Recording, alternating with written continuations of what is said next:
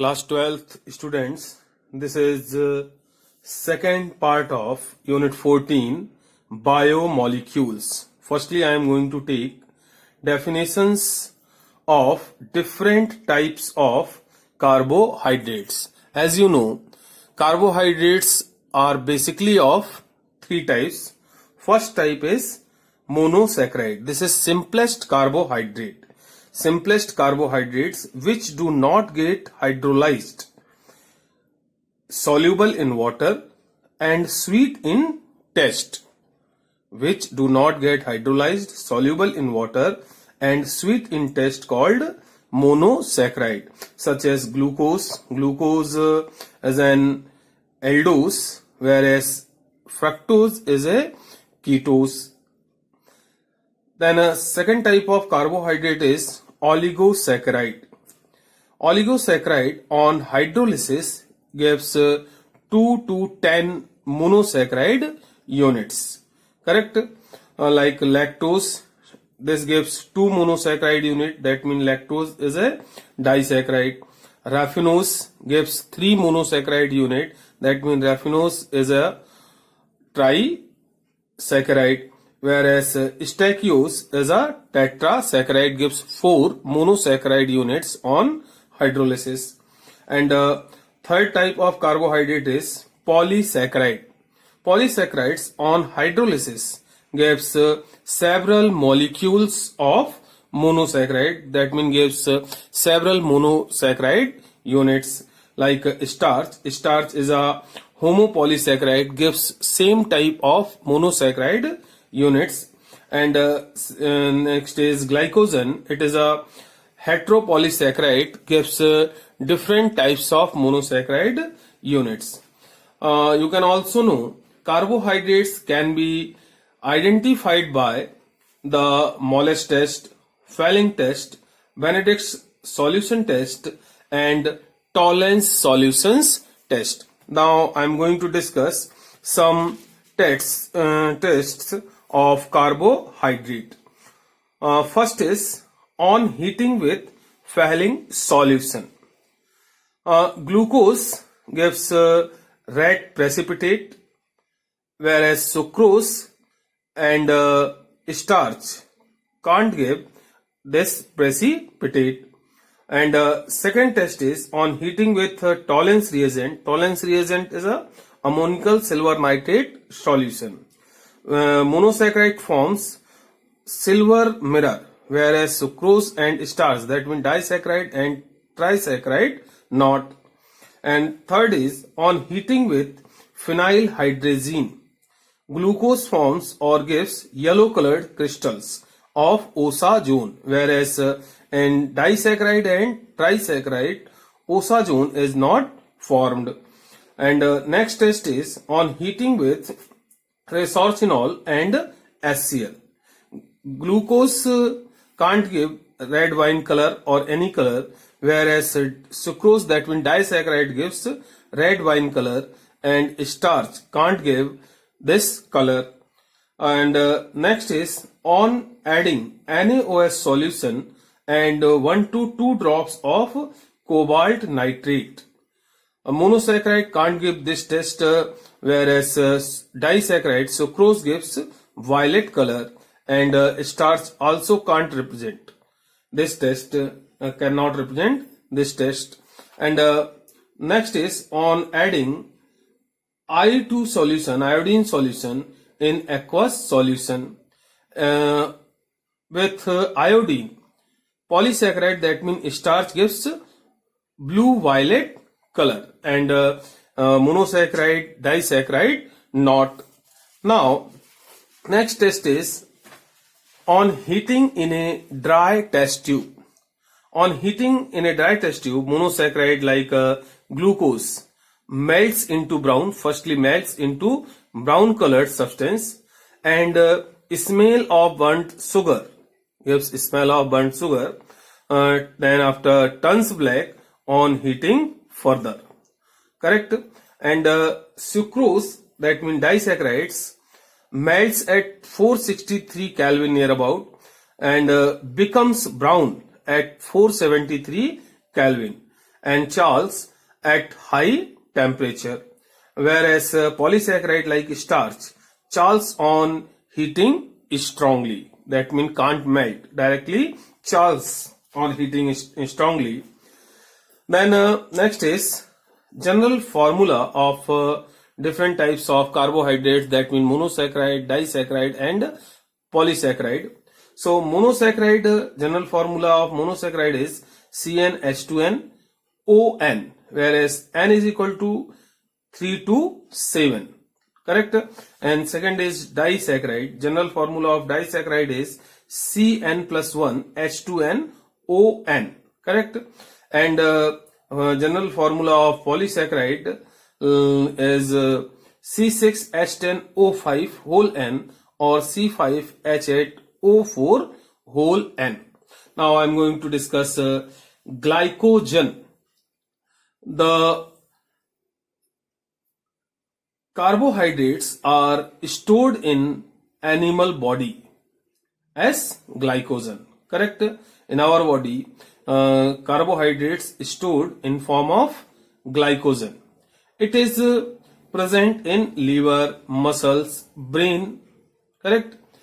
Enzymes break the glycogen, which is stored in liver, muscles and brain, down to glucose when the body needs glucose or energy.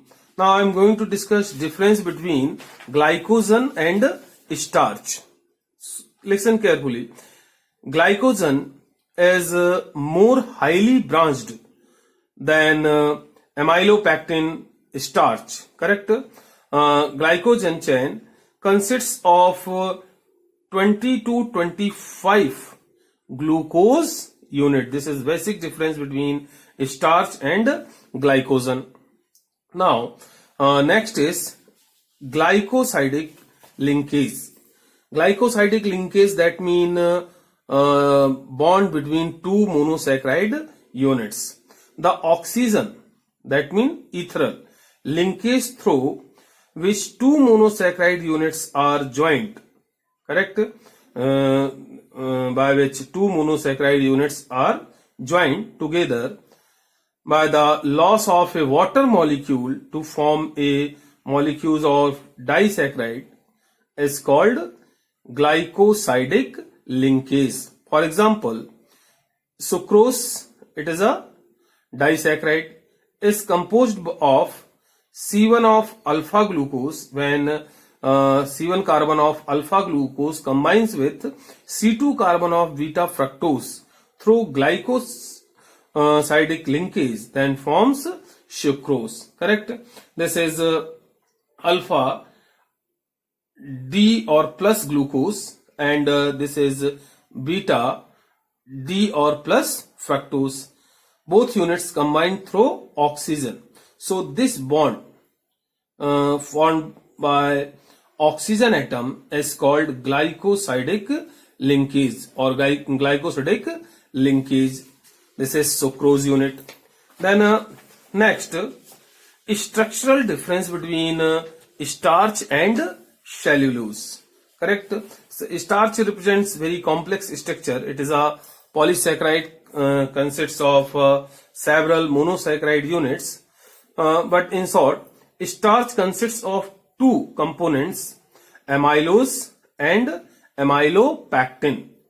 Amylose is a long linear polymer, correct, of 200 to 1000 alpha D or plus glucose units held by C1 C4 glycosidic linkage. C1 carbon attached with C4 carbon atom, correct, and forms glycosidic linkage.